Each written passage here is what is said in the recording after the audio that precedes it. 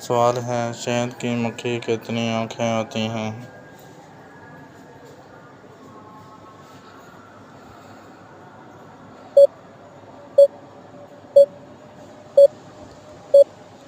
जवाब है 8। सवाल है, कौन सा परिंदा है कि हवा में खड़ा हो सकता है?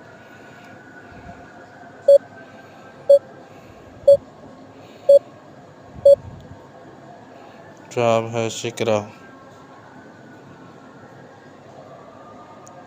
सवाल है, उस कपड़े का नाम बताएं जिसके दांत उसके पेट के अंदर होते हैं।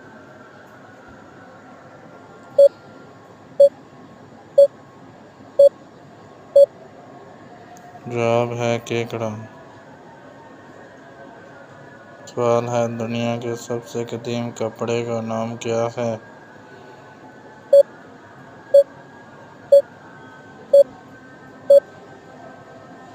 जवाब है लाल बेग।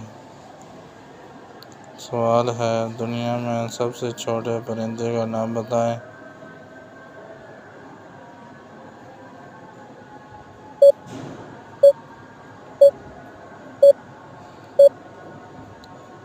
जवाब है मॉन्ग बर्ड।